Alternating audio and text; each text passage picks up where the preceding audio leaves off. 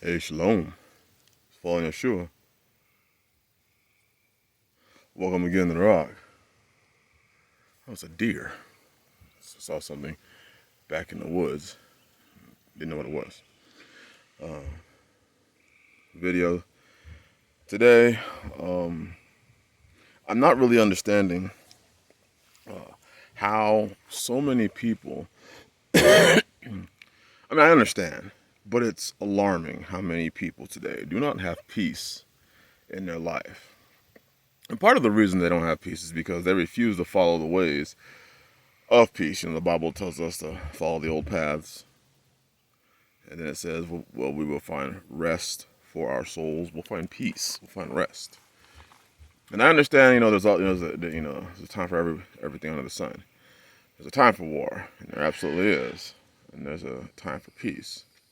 But it seems it's just interesting that so many people have a time for war, but they never seem to have peace. My apologies. But just so many people are not in peace. They're constantly in states of turmoil, mental, physical. And the other part is I'm finding people who don't want peace. It doesn't matter what you give them. They'll find a way to complain. They'll find a way to have a problem. It's so interesting to see the amount of people that do not live in peace. They've made choices, they've made decisions in their lives that make peace so foreign, so far.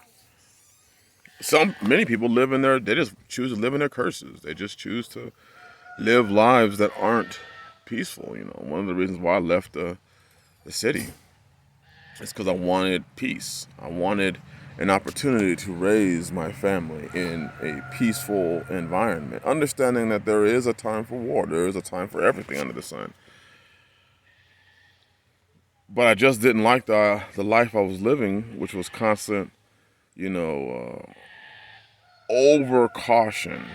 Your children can't go outside, your children can't play, your children can't be children. I'm leaving the house and I have to be aware of what colors I'm wearing depending on which neighborhood I go to. And you start, even in certain areas, you can't even wear browns. You couldn't wear, green. You couldn't wear forest green. You couldn't wear black. You couldn't wear white. You couldn't wear gray because they all represented some set. Now out here, I get to wear a dirty t-shirt. I get to work, and I blend right in. At least as far as the clothing color goes, I blend right in. But I have peace with my neighbors. They have peace with me. Well, neighbors are kind of far away, but I still have peace with them. I have peace. I just have peace. I just went in and picked up some lumber and some metal for finishing up one of the builds I was doing. And walked into the store. They knew me by name. I said hi. They told me my order was out back, and just peace. Families at peace. But there are people out there who, no matter what, don't have peace.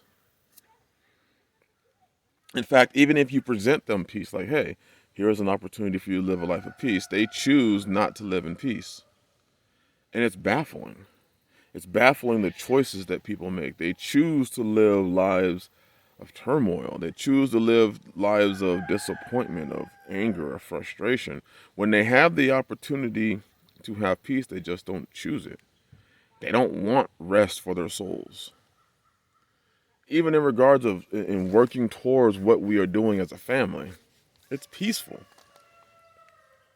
It is peaceful. It is beautiful having everybody working towards the same common goal, the vision that the Most High gave me, that I have moved in, that I have invested every part of myself, my energy, into what Yah gave me the vision. Because the way a vision works, vision's like faith.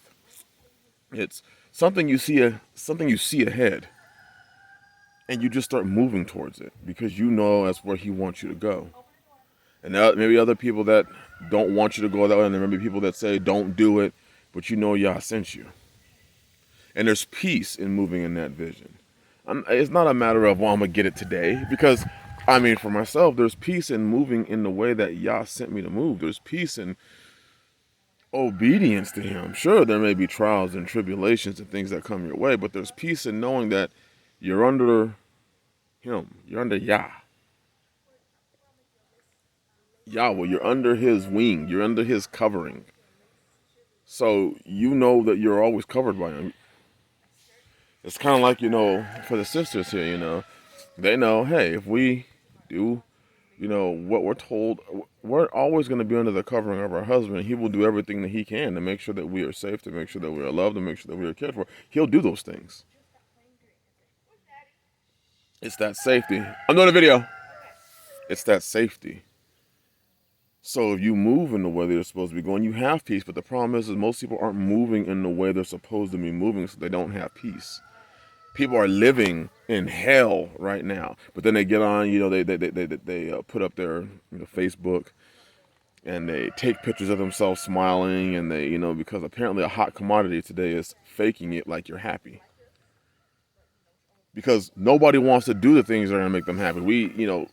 COVID and the damn stimulus checks taught people. The fact that we live in a society now that you're shamed for everything. If you dare speak out against anything, you're shamed. If you say anything, you're shaming somebody. It's not like I'm not shaming anybody. I'm telling the people the truth. I mean, if you do these things, it's the truth. It is what it is. I'm just stating what it is.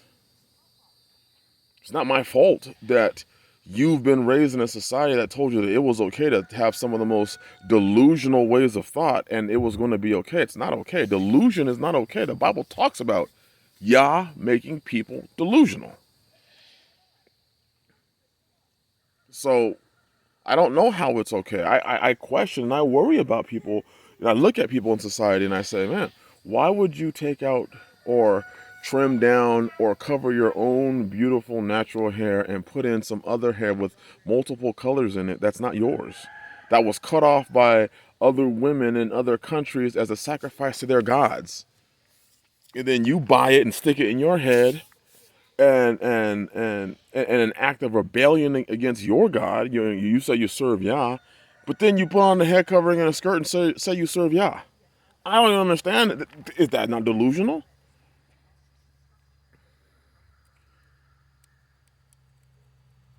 I mean, is it not?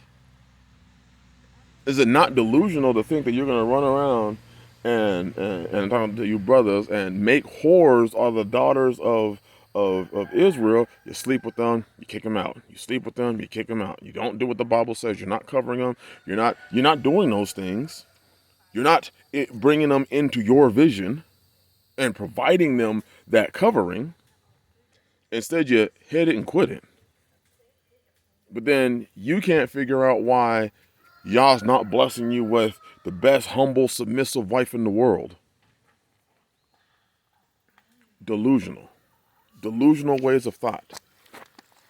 It doesn't have to be this way. See, right now, you hear the peace.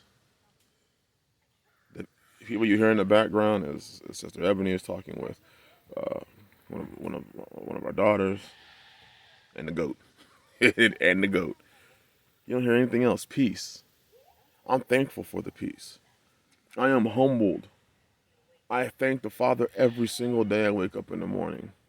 And I don't hear the gunshots. I don't smell the funny smells. I don't have to worry about, my children don't have to worry about those things. I'm reading sad stories of children being trafficked in these major cities and kidnapped and all this shit going on. And my children don't have to worry about that. And I thank Yah for it. I thank Yah for the fact that my children are getting a great education. They are taught at home. There's no delusional ways of, do you feel like a girl? When your counselor's telling that to your son. Have you ever played with a Barbie doll? I get to shield my children from all the sorts of abominations that are taking place out there. And they get to focus on being children. Serving Yah by being good, obedient children. My daughters get to learn how to home ec, sewing, crocheting, knitting, all the different gardening. One of my daughters is learning electronics. She wants to learn electronics. Guess what she's doing? She's working on electronics with me. She watches me. She helps me. She knows more about electronics than most men do. She's under the age of 10. Peace. And I thank y'all for it. You can have peace in your life, but it's going to cost you. It's going to cost you, and it's going to cost you a lot. I'm going to be honest. It's going to cost you a lot to have this peace. It's going to cost you a lot to have peace in your life. There's a lot of things you got to let go of. There's a lot of pride that you got to let go of in order to have this peace. There's a lot of learning how to serve Yah and keep His commandments that you're going to have to do in order to have this peace.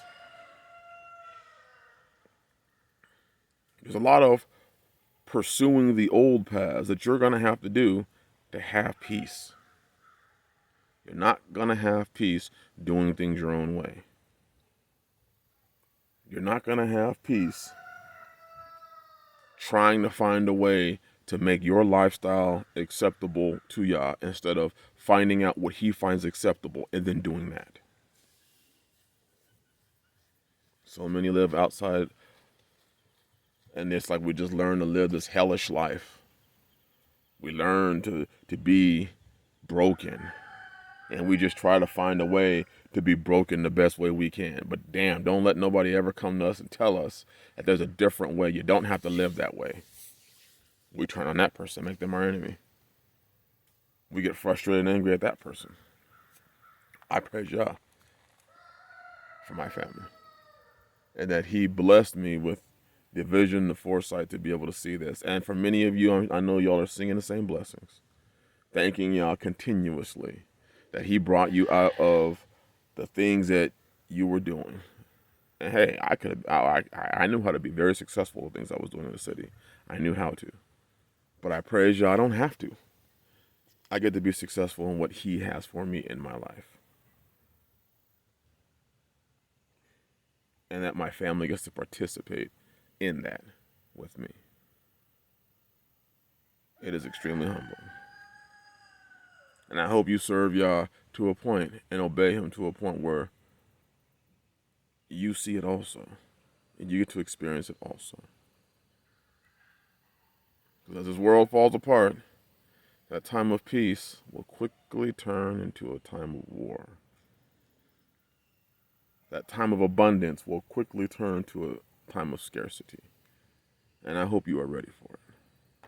And not just scarcity of the physical things, food and everything else, but a scarcity of spiritual things, a scarcity of real relationships, a scarcity of real protection for you sisters. There'll be a scarcity of it. Anyways, bless y'all. Hope you are having a blessed day. Second day? Look at this. Second day. It's a long day. I'm thankful that I get to do it again tomorrow. Shalom.